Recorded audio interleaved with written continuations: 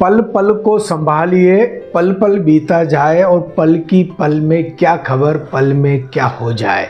नमस्कार दोस्तों, मैं शिव कुमार व्यास व्यासवाणी चैनल में एक बार फिर आपका स्वागत करता हूं। दोस्तों, जीवन में समय का बहुत महत्वपूर्ण योगदान होता है और समय का तात्पर्य पल, जो हमारे हाथ में है वो पल। यदि इस पल को हमने जीवंत बना लिया, हमारे लिए अवसर बना दिया, तो हम जीवन में सफल हो जाएंगे। और यदि पल को हमने व्यर्थ में खर्च कर दिया तो हम असफल हो जाएंगे।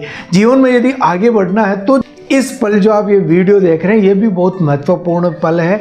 इस वीडियो को लाइक कर दें, शेयर कर दें और दोस्तों तक जरूर पहुंचा दें, क्योंकि हर पल में, इस पल में क्या पता किसका जीवन संवर जाए, बदल जाए।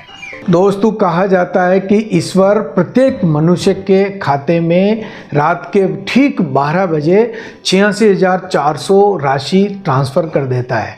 86,400 पल, यानी कि 24 घंटे में 86,400 सेकंड होते हैं और ये सेकंड मिलके हमारे लिए 24 घंटे बनते हैं, यानी एक दिन बनता है।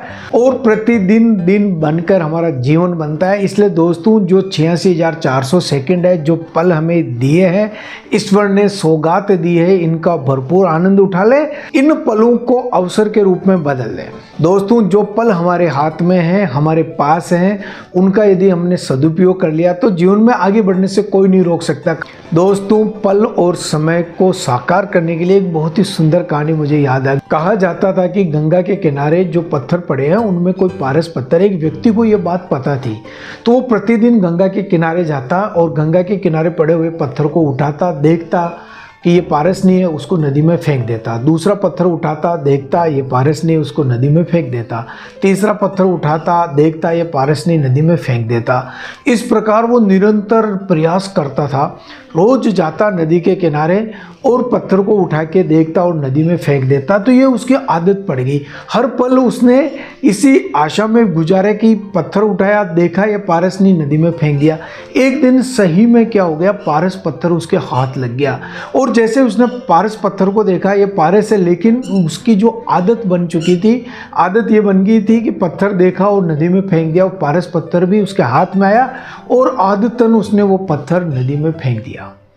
और जब फेंकने के बाद पता चला कि जो मैंने पत्थर फेंका था वो पारस था, उसके हाथ से निकल गया। उस पल को वो कोसने लग गया कि मैं थोड़ा धैर्य रख के उस पल का इंतजार करके पहचान लिया कि ये पारस पत्थर है तो रुक जाता उस, परंतु आदतन उस पल को उसने गंवा दिया और नदी में फेंक दिया। फिर उस आदमी ने दूसरा प्रयास ये किया कि जहाँ पत्थर फेंका वहाँ पे नदी में उतर कर और वहाँ के भी पत्थर देखता और उसको बाहर फेंक देता कि ये पारस नहीं है। फिर वापस पत्थर उठाता, देखता, फिर बाहर फेंक देता, ये पारस नहीं है।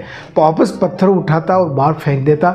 ऐसे ही उसके हाथ में जैसे पारस पत्थर आया और उसी आदत की वजह से उस पल को वो भुना नहीं पाया, उस पल का फ़ायदा नहीं ले पाया और पारस है और उसको भी बाहर फेंक दिया।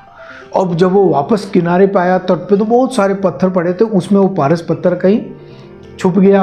वापस वो बाहर के पत्थर उठा के नदी में फेंकता और कहा जाता कि हजारों बार उसके हाथ में पारस पत्थर आने के बाद भी उस पारस पत्थर का उपयोग वह नहीं कर पाया।